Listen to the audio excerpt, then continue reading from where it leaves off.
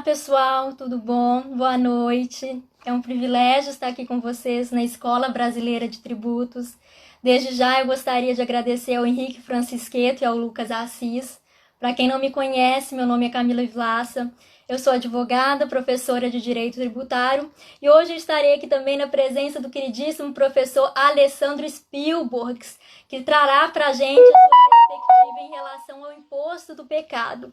Então, quer dizer, temática extremamente atual, extremamente pertinente, para não falar extremamente polêmica e que dialoga bastante também com todo esse cenário que nós estamos vivendo.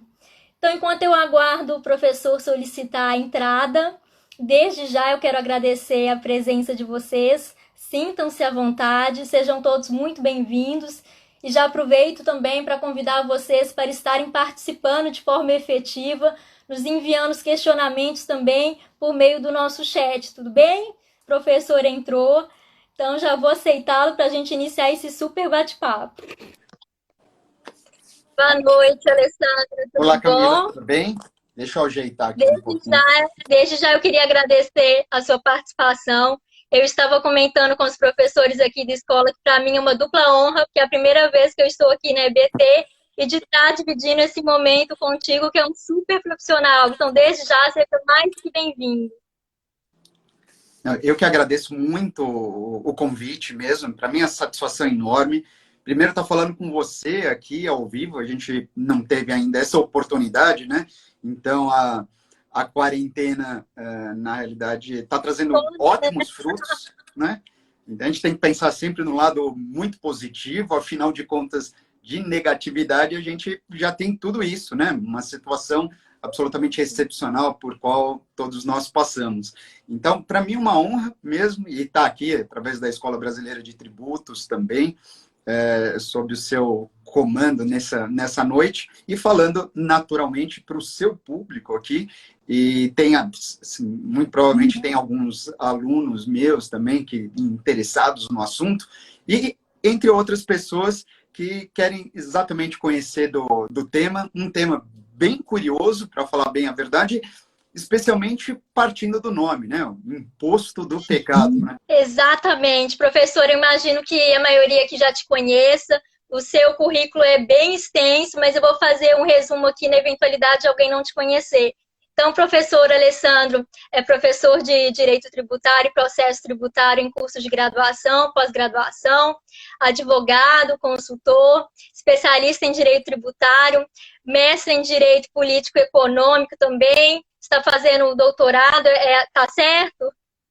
É isso, exatamente. Só o doutorado, na verdade, que eu fugi um pouquinho da área do direito, porque eu estou fazendo doutorado em educação e tecnologia. E eu ainda abriria um parêntese, né? Autor de um dos melhores canais de direito tributário, que é o Tributário na Lata, super didático, sensacional. Então fica um merchanzinho também, se alguém ainda não conheceu o trabalho do professor, vale a pena. Muito obrigado. Aproveitando essa liberdade que você me deu, o Tributário na Lata, para quem não conhece, é um projeto que eu tenho, foi criado mais ou menos há 3, 4 anos. Né? No primeiro ano eu não consegui dar a, a efetividade mesmo que eu gostaria, a periodicidade que eu desejava. Passou o primeiro ano meio que empurrado, aí depois eu consegui ajustar alguns parceiros, né, no sentido de produção de vídeo, desses cuidados com vídeo, e aí então a produção andou, e aí eu faço força para que toda semana, né, eu faço força não no sentido de ser algo, ser um pesar para mim, muito pelo contrário, é uma satisfação enorme, né, como eu disse, é um projeto pelo qual eu tenho muito carinho, e o objetivo é justamente talvez exagerando da minha parte, desvendar o direito tributário. Se não for isso, desvendar o direito tributário é trazer, na verdade, com poucas palavras, os assuntos mais variados da matéria, de interesse aqui dos estudantes, né, para quem está na faculdade, mas para quem também está se preparando para o exame da ordem e, inclusive, para concurso público. Então, eu agradeço E de muito uma essa... forma gostosa também, né? Alguém me mandou aqui para ajustar a minha imagem, tá legal, pessoal? Melhorou? Não sei se está pela metade. Para mim, Será que melhorou? para mim, está aparecendo, porque acontece, na verdade, na hora que dividiu a live, eu mesmo acho que está cortando uma parte da minha cabeça. Eu acho que você tem que ou subir um pouquinho o seu telefone, ou então você baixar um pouquinho, você. Será Ah, que assim melhorou? melhorou, melhorou. Pelo menos para mim Então, melhorou, né? Não, ó, o pessoal tá falando aqui. Ó, eu tá acho que a dizendo gente tem que ver de uma forma um pouco diferente. E agora, agora, pessoal? não, não, é o sentido contrário, na verdade. Antes estava aí, Assim, melhorou? melhorou. Ah, Ó lá. ufa! Então vamos começar, porque o nosso tempo é extremamente escasso. O Instagram ele não é muito educado, depois de 60 minutos ele simplesmente rompe aí com essa live. Então, professor, sinta-se à vontade. Antes da gente adentrar propriamente numa discussão mais profunda, eu sugiro justamente que você comece nos dizendo o que é esse imposto do pecado, a começar por essa nomenclatura que é extremamente sugestiva. Então, sinta-se à vontade. Pois bom, obrigado, Camila. Falando para todo mundo que está nos ouvindo e nos assistindo, acima de tudo agora, o imposto do pecado, ele pode dar, primeiro, foi uma expressão utilizada pelo nosso ministro da Economia, o Paulo Guedes, numa reunião em Davos, salvo engano, esse ano ainda, no início do ano, quando a gente ainda não tinha, sequer pensava em pandemia, acho que foi ao final de janeiro ou início de fevereiro, dizendo que passava na cabeça dele, portanto, para que integrasse a reforma tributária. Agora a gente já nem fala em reforma tributária, é só Covid para cá, pandemia, quarentena, isso a gente está sabendo. Mas até então, na verdade, se preocupava muito com a reforma tributária, que é uma novela, e então ele disse sobre a possibilidade de criar um imposto do pecado. Ficou todo mundo falando, como assim? Do que você está falando?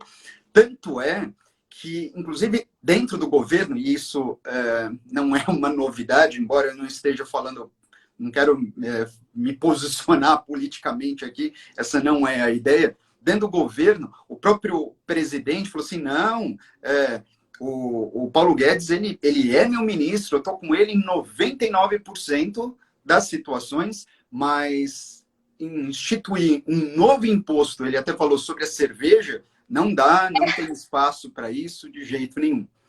Então, por causa dessa fala, na verdade, por causa essa desconexão que deu, assim, gerou uma série de comentários a respeito do imposto do pecado. Bom, vamos lá. Primeiro, quando a gente pensa em pecado, né, a rigor, é o que acaba vindo na mente de muita gente, pecado é todo e qualquer tipo de ato que, de uma certa forma, venha a violar, venha a ferir alguma lei divina. Né? Ou seja, você, na verdade, não se comportou conforme Deus assim imagina para o ser humano. Essa é uma feição, um significado dessa nossa expressão. Mas, por outro lado, pecado, se você for trazer aqui para o. E eu não falo grego, eu não falo hebraico de jeito nenhum, mas eu fui buscar isso justamente para poder enriquecer um pouquinho mais essa nossa live. No grego ou no hebraico, simplesmente significa errar. Tá? Então, pecado é um erro. Eu diria até melhor aqui, na verdade, é fugir do padrão, é fugir do esperado, fugir de algo que seja considerado como regular. E aí sim a gente começa a imaginar, na verdade, o real significado disso. Por quê?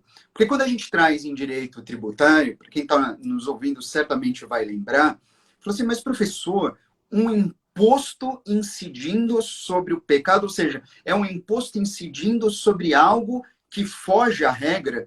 Ele estaria falando, então, da tributação de um ato ilícito, é isso? Também não é isso. Pode dar falsa impressão, assim, numa leitura muito rápida a esse respeito, que seja isso, e naturalmente não é. Como a gente bem sabe, você enfim, é uma extraordinária professora de Direito Tributário, né? Inclusive membro da Comissão de Santa Catarina, não é? De Direito Tributário. Maravilha.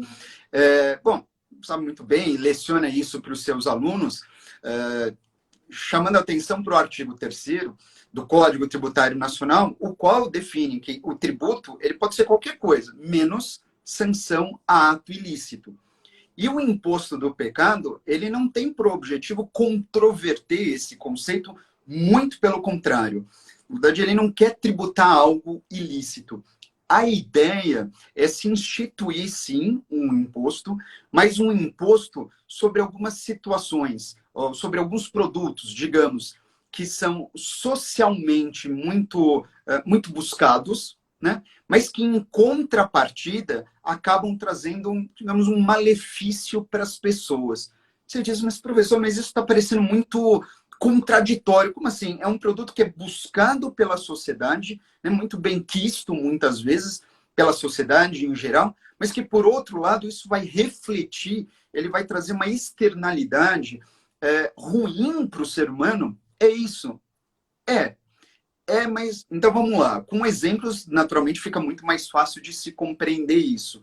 Ele estava se referindo, no final das contas, na instituição de algum imposto, e a instituição, sim, uma criação de um imposto, a gente até, eu tenho por objetivo falar um pouquinho a esse respeito também, é instituir um imposto sobre bebidas, sobre cigarro, sobre produtos que são processados com açúcar, então, entra aí refrigerante, entra chocolate, enfim, isso em geral. Sobre armas também, tudo isso seria um imposto do pecado. Porque, afinal de contas, né? Aí sim, vou fazendo, desculpa o trocadilho, mas fazendo uma analogia aí com o pecado da gula, né?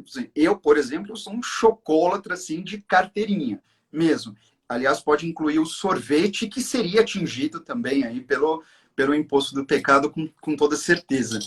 Ele quis, então, falar da instituição do imposto sobre esse tipo de produto. E qual é o viés, na verdade, do Estado e o pensamento do Paulo Guedes, junto com toda a equipe econômica? Na verdade, é um pensamento que não está sendo inovado por ele, mas ele buscou referências em outros países, no sentido de que existe esse imposto do pecado em vários países do planeta, no sentido de se tributar de uma forma maior, mais severa, mais pesada, né? Produtos que, de alguma forma, venham a impactar, na verdade, nos custos que a população dá para o governo. Você fala, ué, mas peraí, população, governo, como assim? Bom, vamos lá. A gente está falando, então, de algumas situações como cigarro, que causa dependência, bebida, que causa dependência, que ambos, na verdade, podem gerar aí doenças muito graves, como câncer. Produtos que sejam processados com açúcar trazem, invariavelmente, obesidade, diabetes. A gente poderia imaginar, fazendo uma relação também de armas, talvez isso venha a aumentar a criminalidade ou não. Enfim, de qualquer forma, essas são ligações, são ilações feitas pelo governo, dizendo o seguinte, olha, é melhor eu instituir um imposto mais pesado sobre determinados produtos para desincentivar, na verdade, o seu tipo de consumo. Faço isso agora como política governamental para que num futuro, quando se fala no futuro, não é dali a um mês, dali a um ano, né? Mas numa próxima geração, dali a 5 anos, 10 anos, enfim, ou um pouco mais, isso seja um custo muito grande para o Estado. Ou seja, imagina tratar, como no caso dos Estados Unidos, lá o índice de obesidade é gigantesco mesmo, né? Onde tem obesidade mórbida, né? Então virou algo crônico nos Estados Unidos. Por má alimentação, não há dúvida nenhuma, embora lá também tenha uma tributação diferenciada em relação a esse tipo de produto. O que pensa, então, a equipe econômica é nesse sentido. Falou assim, bom, é interessante para mim desestimular o consumo de alguns produtos que serão selecionados naturalmente, eu estou fazendo só alguns indicativos do que já existe, né, não no Brasil, mas o que já existe pelo mundo afora, mas, acima de tudo, são produtos que vão, na verdade, reverberar mais para frente com um custo que, no final das contas, o Estado vai ter que assumir. Isso levando em consideração a população em geral, naturalmente. E esse é um imposto do pecado. E o que já tem gerado, inclusive, algumas discussões bastante interessantes. Porque quando a gente fala nisso, assim, puxa, então o imposto do pecado, ele não significa dizer que ele vai tão somente incidir sobre esses exemplos que eu coloquei. Pode ser que não abarque todas essas situações, pode ser ao contrário, na verdade, que ele seja até mais extenso do que isso, como, por exemplo, que eu acho, inclusive, bastante razoável de se pensar, um imposto do pecado incidindo, portanto, é um novo imposto, né? Sobre combustíveis que sejam sobre combustíveis fósseis, né? Então, ou seja, fontes não renováveis de combustível. Isso é interessante, né? Ou seja, você desestimula, né, esse tipo de consumo, até porque você também tem um impacto para o Estado, como causando, vamos imaginar, um agravamento na poluição. Então, tem sentido também. Mas se ele tiver uma política bem definida, bem estabelecida, o quanto antes, ele certamente vai, se não eliminar esses impactos, isso seria absolutamente utópico, mas pelo menos ele tem, com esse tipo de atividade, uma forma de atenuar impactos que certamente virão para o futuro, mas que pelo menos ele consiga, na verdade, diminuir isso, com toda certeza, né? Tá muito na moda falar assim, achatar a curva. A ideia é mais ou menos essa. Você, olha, eu não vou conseguir simplesmente impedir o consumo de cigarro, de bebida, de refrigerantes, de chocolates, de sorvetes, de armas e de produtos de combustíveis fósseis. Eu não tenho como impedir isso e eles nem poderia fazê-lo. Mas eu posso, pelo menos, tornar isso um pouco mais custoso em geral, para que, na verdade, a população passe, na verdade, a buscar alternativas a esses produtos, alternativas, e uma das principais formas, como todo mundo sabe, né, especialmente para o brasileiro, que acaba incentivando a aquisição de um produto no lugar do outro, é o preço, né? Então, se pesar menos no seu bolso, você vai, putz, é um produto equivalente ali. É um produto equivalente, inclusive com preço menor e faz menos mal à saúde. Putz, eu não vou pensar duas vezes, né? Pelo menos em geral, eu vou preferir esse produto. A ideia do imposto do pecado é essa. E sabe, Camila, a gente estava, hoje mesmo, curiosamente, eu estava numa reunião aqui, por conferência também, e a gente estava discutindo um pouquinho sobre alguns aspectos da reforma tributária em relação a um imposto federal que todo mundo conhece, que é o IPI, que entra muito bem aqui nesse cenário, porque o IPI, talvez muita gente que esteja ouvindo vai falar assim, putz, mas, professor, mas o IPI, ele já não incide sobre esses produtos? Incide. Naturalmente que incide. O imposto sobre produtos industrializados é um imposto absolutamente complexo, eu diria só não mais complexo do que o ICMS ou o imposto de renda, que de matar qualquer um deles. Aliás, convenhamos, né?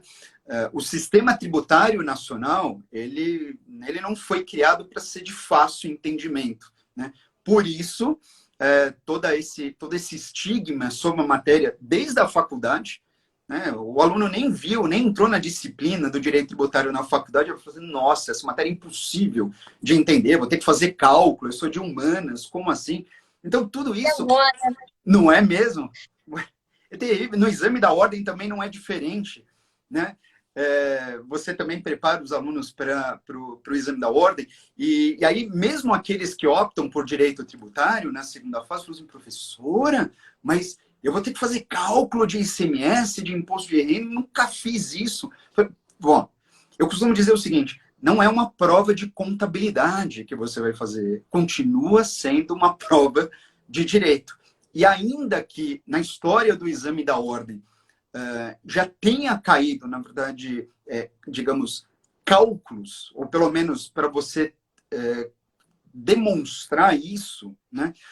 Especialmente quando o exame da ordem não era unificado, que é o formato atual, ainda assim, quando isso aconteceu, o examinador, ele em nenhum momento exigiu que o aluno demonstrasse o cálculo feito ali, em números, né? Ele apenas estava exigindo que o aluno reconhecesse no texto ou da legislação, né, como que aquilo se aplicava naquele enunciado que foi apresentado.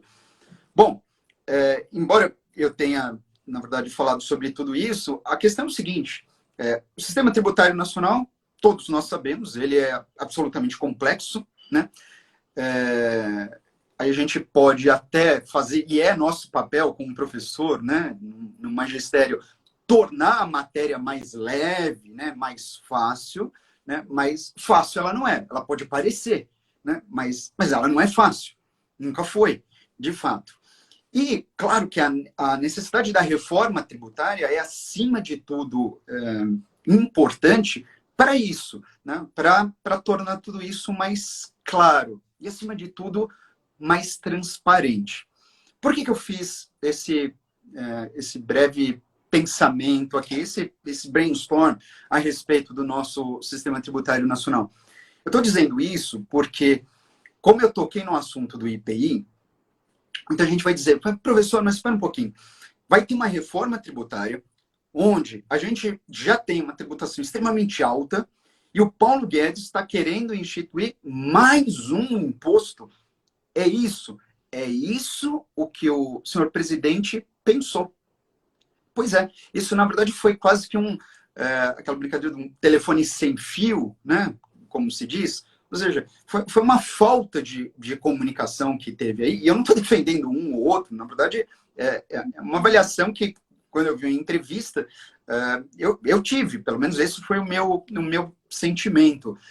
Porque, na verdade, não que a equipe econômica estivesse imaginando criar um novo imposto, além de todos esses que já existem. Se é, como eu falei, o IPI já incide sobre esse tipo de produto. Não, na verdade, se pretende, entre tantas outras circunstâncias, e daria, inclusive, uma outra live para a gente falar só de reforma tributária, né? Mas aproveitando aqui o ensejo, daria que, nesse sentido a intenção é extinguir o IPI, por exemplo, extinguir o IPI, extinguir o ISS, extinguir o ICMS. A ideia é extinguir esses impostos, entre outros, como PIS e COFINS, ou seja, simplificar a tributação na medida, se possível, eu sei que isso é uma discussão muito grande, que ainda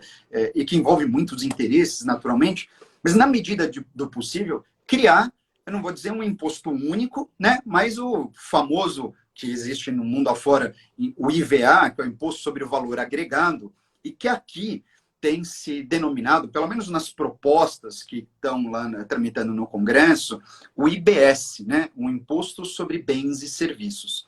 Esse seria um imposto, na medida do possível, aí sim, com uma alíquota única, não um imposto único, né? Como às vezes pode parecer quando você escuta só uma parte da conversa, mas sim, um imposto, o IBS, Imposto, repito, sobre Bens e Serviços, com uma alíquota única, o que só por isso já torna tudo muito mais fácil de ser compreendido. Você, tá bom, eu tenho que pagar o imposto? Tem. Qual é o imposto? É esse e a alíquota é 10%, chutando uma alíquota qualquer.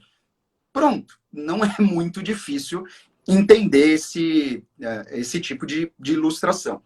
Aí você fala assim, putz, mas professor, mas se tiver um imposto, então acabou. Acabou o ICMS, acabou o IPI, acabou o ISS.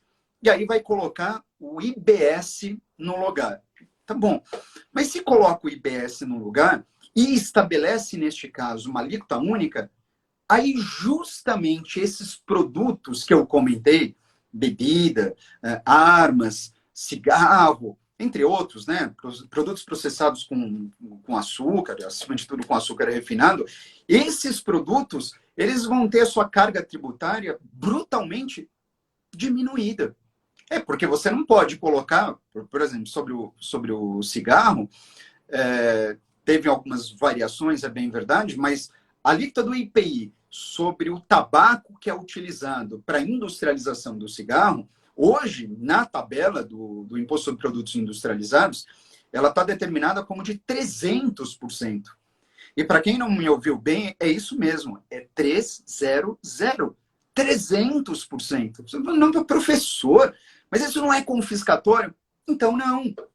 Não por causa do viés do IPI.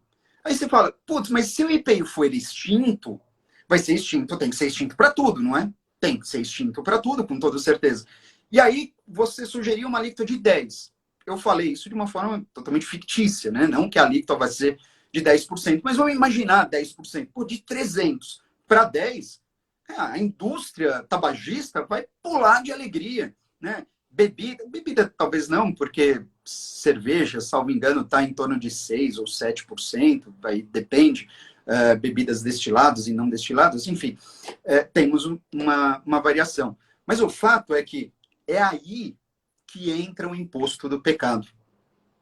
Então, é o seguinte, o imposto do pecado, ele será um adicional, né, como um adicional, ele será um outro imposto, sim, um outro imposto que, aí sim, neste caso, terá por objetivo recair apenas sobre esses produtos que são realmente, são socialmente muito bem aceitos, mas que causam impactos futuros para o Estado e para o próprio cidadão. Então, para ilustrar bem para todo mundo, a ideia é o seguinte, tá bom, então bebida, tá?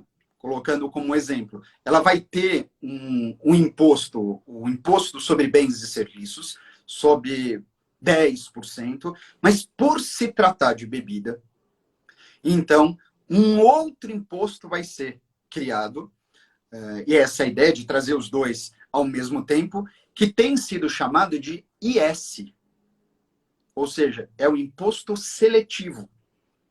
Esse imposto do pecado, e como você bem introduziu esse tema, né, logo no início da live, assim, putz, o nome é, no mínimo, curioso, bastante sugestivo e causa, às vezes, até um pouco de estranheza. Mas esse imposto do pecado nada mais é do que um imposto seletivo, né? E talvez assim mesmo ele seja denominado pela nossa legislação de imposto seletivo. É claro que a população em geral vai entender, vai enxergar e vai melhor compreender como imposto do pecado mesmo, né? Não vai fugir a essa alcunha, digamos assim. Mas então é o seguinte, então sobre bebidas, sobre esses produtos que eu comentei, além do IBS como alíquota única, padrão, né? E que servirá a esses produtos da mesma forma que incidirá sobre produtos pertencentes à cesta básica, por exemplo, sobre esses produtos que causam essas externalidades e custos para o Estado ao longo do tempo, haverá ainda por cima o imposto seletivo. É aí que consegue se trabalhar. Veja, isso não vai dificultar ainda tão mais a nossa tributação, porque de tantos impostos que a gente tem, só federais são 7. Aí, além dos federais, 6, considerando que o imposto sobre grandes fortunas não foi instituído. Então, você tem os 6 federais instituídos, mais 3 estaduais, mais 3 municipais. Ou seja, você pega grande parte desses impostos e reduz para um único imposto, no máximo 2. Já é um grande ganho, naturalmente. Eu sou particularmente muito inclinado a entender que essa é uma das, se não uma solução, pelo menos um caminho, porque tem que começar. Né? Assim, vão acertar de cara a reforma tributária? Não vão, né? E vai merecer muita crítica, sem sombra de dúvida, mas tem que começar. É algo que tem acontecido com a reforma da Previdência, né? Ou a reforma trabalhista. Vamos pensar na trabalhista. né? Tudo bem, agora, especialmente por conta dessa situação maluca pela qual a gente passa, né, com medida provisória em cima de medida provisória, mas tanto a reforma da Previdência como a reforma trabalhista não acertaram de cara. Imagina se a tributária vai ser assim, mas não vai ser mesmo, porque aí envolve muito mais dinheiro, e aí, pior ainda, né? Dinheiro do governo. Né? E aí, dinheiro do governo, sabe que é aquele não toca nesse dinheiro aqui, especialmente quando a gente tem a forma federativa do Estado, como é na nossa República, onde você tem que, ao mesmo tempo, assegurar essa digamos, esse poder de cada um dos entes federados, fazer com que eles abram mão dos seus impostos em troca, na verdade, da facilitação da tributação, é algo que vai ser muito, mas muito discutido. Mas tem que começar. Vai ter que ser meio a forceps, né? Como se diz aqui, desculpa a expressão, mas vai ter que ser assim. E aí indo, vai ajustando. Ou seja, a nossa geração, espero eu, né, que a minha, eu diria, né? Você é bem mais nova do que eu, com toda certeza, mas talvez eu veja a reforma tributária, assim espero, mas certamente é algo que tem que ser aprimorado ao longo dos anos. E o fato é o seguinte, o que é interessante, como eu falei do imposto seletivo, né, ou imposto do pecado, se quiser trocar a expressão, alguém vai lembrar, professor, mas o IPI, ele não só incide sobre esses produtos que você comentou, como o IPI, ele é necessariamente um imposto que é coordenado, digamos assim, pelo princípio da seletividade. Não é assim que funciona? É assim. Não, de fato, né? O IPI é um imposto seletivo. Aliás, tal qual o ICMS. A diferença só entre o IPI e o ICMS, ou pelo menos da aplicação da seletividade para o IPI e para o ICMS, é que no caso do IPI é uma aplicação obrigatória, enquanto para o ICMS ela é facultativa. E embora possa parecer estranho, a aplicação facultativa da seletividade ao ICMS, ela de fato acontece. E um dos principais exemplos é você imaginar o seguinte, putz, o ICMS ele incide sobre mercadoria, mas se for uma mercadoria essencial, supõe-se que a alíquota do ICMS seja pequenininha. Essa é a ideia. Como o contrário também. Se for uma mercadoria nada essencial, supérfluo, por exemplo, você imagina uma alíquota bem mais alta, com certeza. Agora, pense o seguinte, imagine você, energia elétrica. Bom, energia elétrica. Se não fosse energia elétrica, a gente não estaria se falando aqui. Pelo menos, esse, aliás, é um desespero do mundo contemporâneo, né? Quando você pega o seu celular, ele está ali, na verdade, com 15% de bateria, e quando você chega na tua casa, está sem luz. É desesperador, né? Ou seja, isso para falar de uma situação, mas a energia elétrica é extremamente essencial, né? Agora, se você for buscar, né? Se a gente for buscar a alíquota do ICMS sobre energia elétrica, em média, 25%. Você fala, mas pera, mas como 25%? Se a energia elétrica é essencial e existe o princípio da seletividade, a alíquota não tinha que ser pequenininha? Sim, com toda certeza. Tinha que ser pequenininha, pelo menos mais rasteira. Mas a seletividade, vamos lembrar, no ICMS ela é facultativa. Então, se o Estado quiser realmente colocar a alíquota do ICMS sobre energia elétrica baixa, perfeito, ele vai ter essa opção. Mas também, se ele não quiser, é a alternativa dele, segundo o atual texto da nossa Constituição. Bom, mas então vamos levar aqui para essa conversa para seletividade, que é algo que eu acho que eu gosto muito, na verdade, esse aspecto dos tributos e vai nos levar, por consequência, a uma outra temática que envolve a tributação e que, aliás, na verdade, sempre foi alvo de grandes estudiosos do direito tributário. Mas vamos pensar na seletividade e para esclarecer para todo mundo, para quem não conhece ou que pelo menos está estudando o assunto agora. Gente, a seletividade é um princípio, e eu vou trabalhar sob o ponto de vista do IPI, é um princípio que tem exatamente esse viés, na verdade, de se tributar conforme a essencialidade do produto. A ideia é ótima, de fato, no sentido de que tem por objetivo selecionar produtos, por isso seletividade, selecionar produtos levando em consideração um critério. A ideia é essa. Se é seletividade, é uma seleção, fazendo uma troca de expressão. Só que toda vez que você faz uma seleção, concorda comigo que isso é uma escolha? Quando você vai fazer uma escolha, seja lá qual ela for, você tem que adotar alguns critérios. Pelo menos um critério ou vários critérios combinados. Se eu quiser escolher um time de futebol, né, a seleção brasileira, pois é, então tá bom. Eu vou, supõe-se que eu vou buscar, na verdade, o melhor goleiro, o melhor zagueiro, o melhor centroavante, um melhor meio-campista e por aí vai. Tá, tudo bem. Mas para mim, o melhor goleiro pode ser um, para você pode ser outro. Como é que eu justifico a minha escolha? Eu preciso estabelecer um critério. E exatamente esse mesmo pensamento passou na cabeça do legislador. Falei, bom, eu quero que o IPI seja um imposto seletivo. Tá bom, seletivo quer dizer que as suas alíquotas serão variadas. Mas serão variadas segundo qual critério? O critério da essencialidade do produto. Então, a gente costuma, só para facilitar, só para falar de uma forma mais rápida, dizer exatamente isso. Então, um produto essencial tem uma alíquota baixa, um produto não essencial, uma alíquota alta. Mas isso é uma forma muito simplória, na verdade, de fazer alusão à seletividade. Eu gosto muito das lições, inclusive de uma, que isso inclusive está na obra dela, hoje ministra do Superior Tribunal de Justiça, a Regina Helena Costa.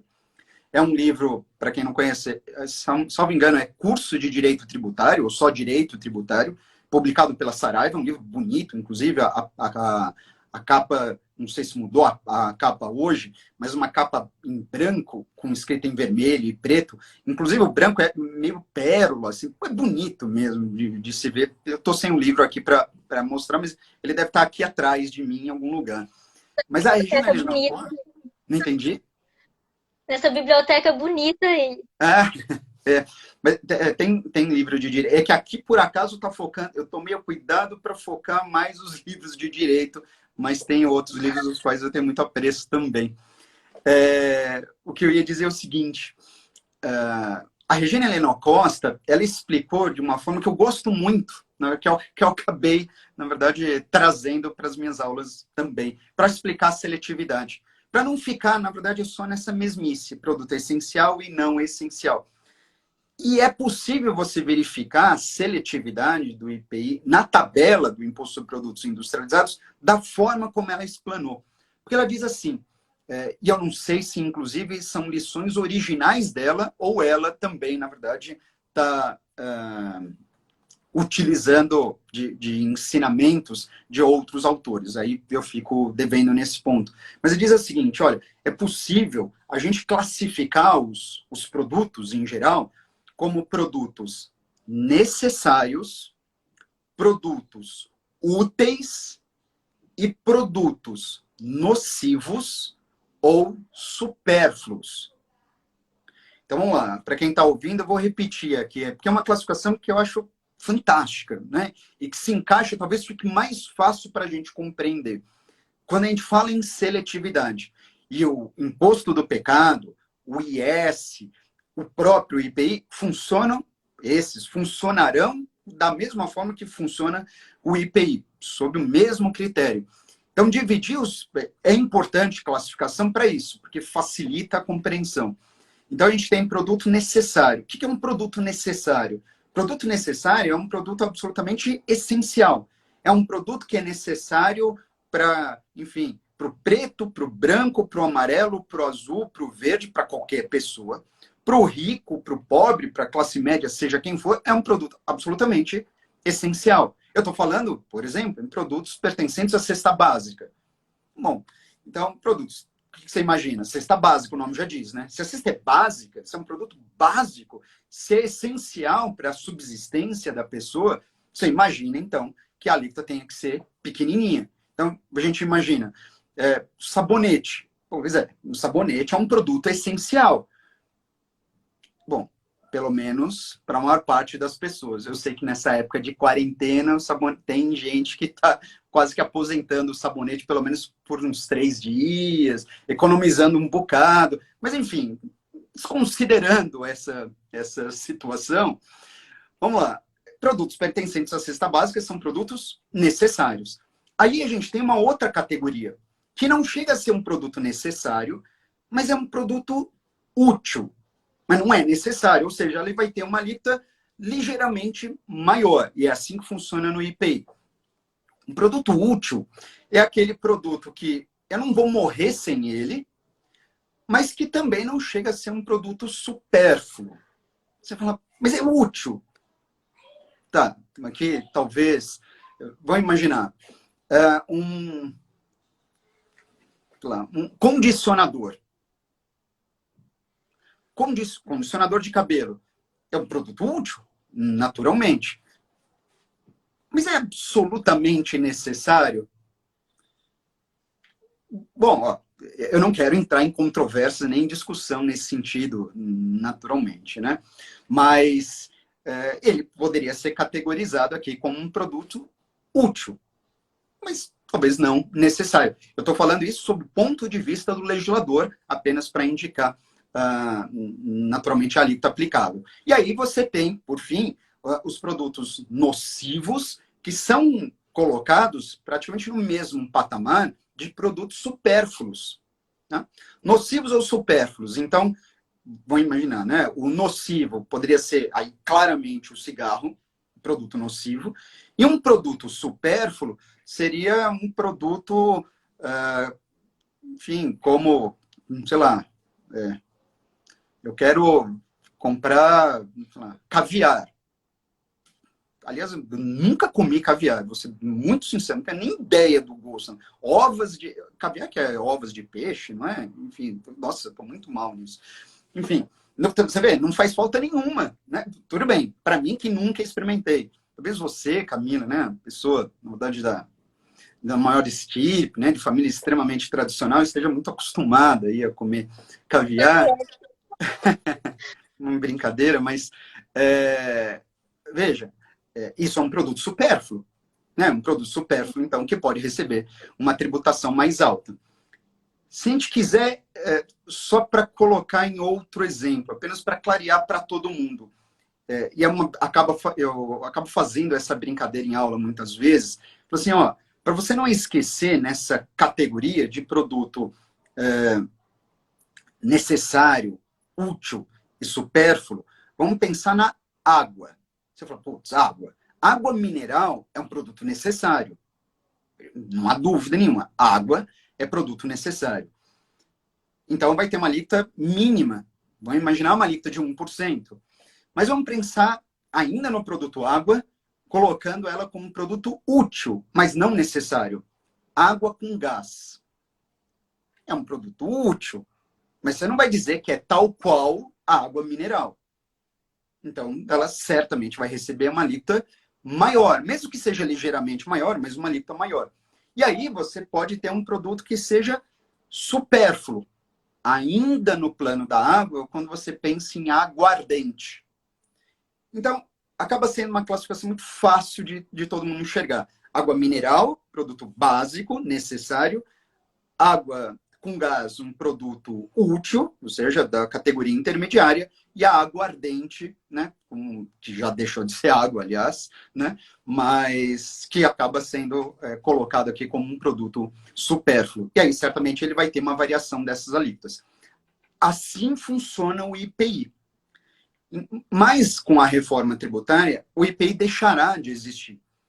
Na verdade, esse é o objetivo, né? Se vão aprovar essa reforma ou não, aí já é uma outra história. Mas o objetivo é, pelo menos, eliminar ISS, ICMS e IPI. Só que elimina esses três. Serão, além de PIS e COFINS, serão substituídos pelo IBS, Imposto sobre Bens e Serviços, e além do Imposto sobre Bens e Serviços, para que, na verdade, eles não coloquem todos os produtos, sejam eles necessários, úteis ou supérfluos, no mesmo patamar, ele precisa necessariamente do IS, do Imposto do Pecado. Precisa. Por isso, aquela proposta tinha até um candidato, acho que é Marcos Sintra, se eu não me engano. O Marcos Sintra, ao longo da sua, por muitos anos da sua trajetória, talvez eu esteja enganado, aí eu peço para que você me corrijam, então para quem esteja nos assistindo. O Marcos Sintra, ele fazia uma proposta de ter um imposto único no país. É impossível. Pelo menos, assim, no meu ponto de vista, é impossível. Não dá para ter um imposto único, um único imposto, não tem mais, tem um único. Não dá. Não dá, na verdade, porque você vai criar distorções no país. Se o objetivo é facilitar, o imposto único, ele simplesmente ia trazer reflexos extremamente, ia trazer malefícios no final das contas, né? Então, não daria. Agora, a criação de dois já é mais razoável. Um que seria um padrão, o IBS, e o outro com essa seletividade.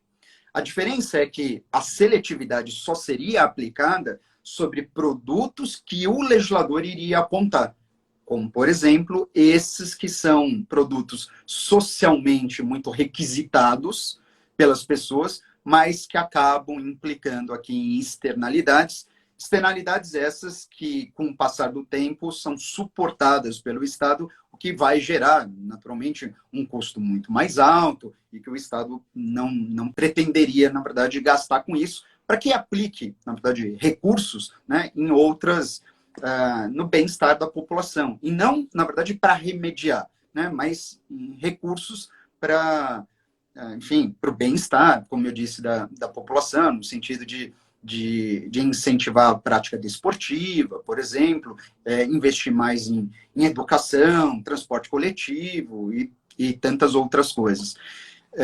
Enfim, então, de uma forma, eu não estou conseguindo nem ver, na verdade, aqui eu até peço desculpas para quem está nos assistindo, não estou conseguindo ver as mensagens, eu estou falando aqui quase que desesperadamente, eu estou vendo até o tempo passar, eu queria responder a todo mundo, mas, enfim, não está dando tempo. Mas, aqui, de uma forma muito, talvez resumida demais, mas a ideia do imposto do pecado é exatamente essa. E aí, chega aqui digamos, na terceira etapa que eu queria comentar, né? Que é uma etapa que, particularmente, eu gosto muito do direito tributário. Que inclusive é uma etapa que fez muito parte da minha dissertação de mestrado, onde eu acabei falando de seletividade, por acaso, mas eu falei da seletividade, não é essa seletividade aqui que eu comentei. Eu acabei falando mais do que isso. Eu acabei falando da chamada função extrafiscal dos tributos, né? E para quem nos acompanha, certamente, no mínimo, curte o direito tributário, então estou muito à vontade, né, além de toda a liberdade que você me deu aqui, de falar, mas a extrafiscalidade revela a principal face dos tributos. Porque se a gente pensa que o objetivo do tributo é arrecadatório, a gente está muito enganado. Fazer uma avaliação como essa, não. Você vai, professor, mas o imposto de renda é arrecadatório. Não há dúvida que arrecada e muito dinheiro para os cofres públicos. Mas saiba, né, que o imposto de renda ou qualquer outro tributo que você imaginar, ele tem uma função regulatória. Às vezes, isso é mais proeminente, né? Então, isso fica mais latente, é mais fácil de se enxergar. Outras vezes, nem tanto. Mas que todos os tributos acabam de uma maneira, ou mais ou menos, regulando o comportamento das pessoas, isso é inegável. E isso reflete no estudo da nossa matéria, nesse tópico, que a gente chama de função extrafiscal dos tributos.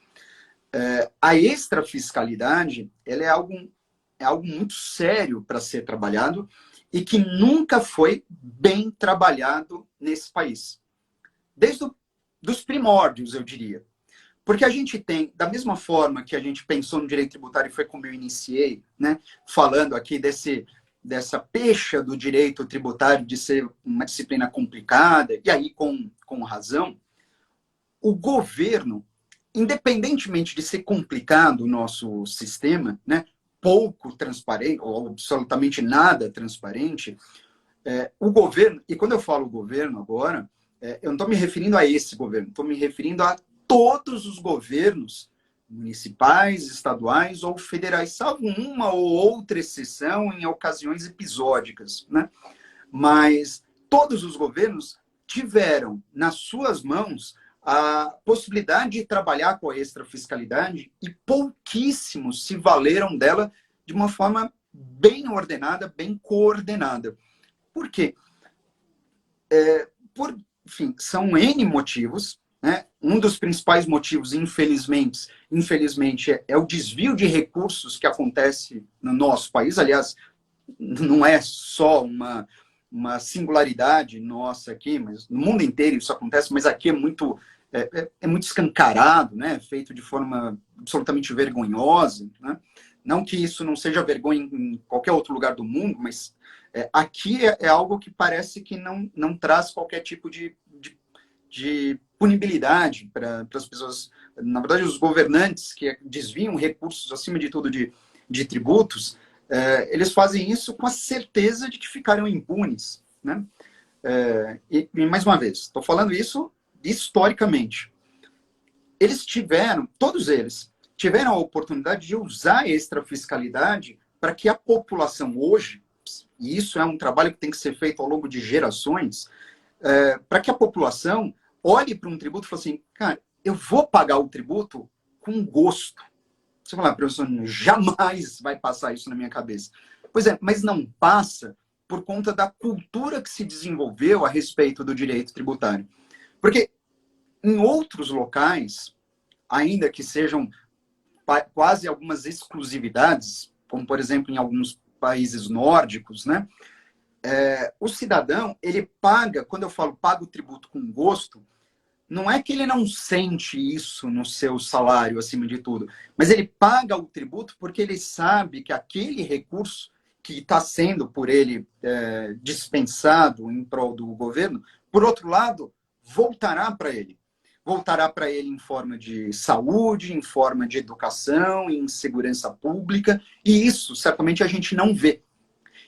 Essa é uma extrafiscalidade que poderia ser muito bem adotada, ou seja, o governo, então, ele estimularia, na verdade, o pagamento de tributos, oferecendo, portanto, circunstância para determinados comportamentos, né? E aí os comportamentos podem ser os mais variados, né? Seja consumindo um produto, seja desestimulando a aquisição de outro, seja realizando uma atividade, seja, na verdade, cuidando da sua casa, da sua propriedade em prol da cidade, não deixando uma casa abandonada, na verdade, desestimulando, por exemplo, a especulação imobiliária, uma atividade muito comum aqui no país. Quando se faz isso, e quando muito bem trabalhadas todas essas políticas, a população em geral, e quando eu falo qualquer um da população, não importa a escala em que você se coloca na sociedade, qualquer pessoa na população fala assim, putz, mas eu vou pagar esse tributo porque ele vai retornar. Tem gente que vai pagar mais, tem gente que vai pagar menos, naturalmente, mas se isso fosse introjetado, né, nas nossas políticas públicas desde sempre, eu não tenho dúvida nenhuma que hoje em dia a visão que teríamos nós a respeito não só do direito tributário, por mais complicado que ele seja, mas a respeito de tributo, do gênero mesmo, tributo, seria uma visão outra. Não seria uma visão torpe, não, e não é simplesmente uma utopia que eu estou aqui trazendo, mas é algo que pode ser trabalhado mesmo se nada mudar na nossa legislação. Dá para trabalhar essa extrafiscalidade? Dá para trabalhar. O problema é o governo, o legislador, acima de tudo, querer trabalhar isso. mas que a possibilidade está em aberto, no meu modo de ver, sempre esteve em aberto. E mesmo fazendo um corte histórico, pensando da Constituição Federal, essa nossa, né, de 88 para cá, ainda assim, você fala assim, putz, você está pensando lá no passado, não, estou trazendo de 88 para cá, ainda assim, eu acho plenamente possível.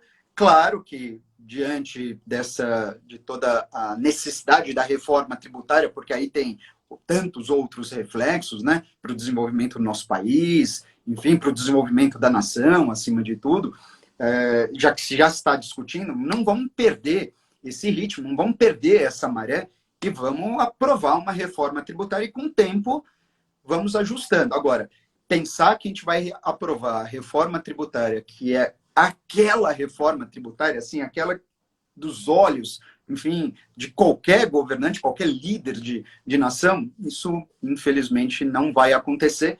Não na primeira. Torço para que ela seja a mais acertada possível. Mas dificilmente isso vai acontecer, mas que pelo menos comece. Porque só dá para a gente terminar uma reforma se começar. Se não começar, nunca vai terminar. Bom, falei igual um tagarela aqui, me perdoe por conta disso, Camila, não deixei, na verdade, nem um minutinho aqui para você comentar a respeito, mas eu agradeço demais toda essa liberdade que você me deu. Eu que agradeço, excelente aula, adorei os seus apontamentos, até a forma como você desconsiderou essa conotação que para muitos tem uma carga valorativa negativa, excelente. E talvez eu só abriria um parênteses também da gente chamar a atenção de outras medidas junto com essa tributação, até por causa do efeito de substituição. Às vezes, uma restrição na publicidade, até pelo exemplo do cigarro, às vezes seria interessante também. Mas, professor, o Instagram vai nos derrubar, só tenho a te agradecer e agradecer a cada um que esteve conosco até aqui. Muito obrigada. Bom, eu que agradeço, você bem rápido aqui. Agradeço para todo mundo, né? Assim, eu não consegui falar o nome de absolutamente ninguém. Então, eu quero agradecer em seu nome, Camila, pelo convite da Escola Brasileira de Tributos.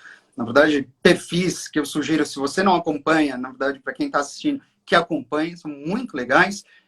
E continuo totalmente à disposição. Espero que outras lives a gente possa fazer. Aliás, já fica aqui o meu convite para que você, numa próxima oportunidade, no meu perfil, venha fazer uma live, para que, então, eu dê voz a você como professor. Para mim vai ser uma satisfação te ouvir. Vamos combinar. Até logo, pessoal. Tchau, tchau. Valeu, obrigado.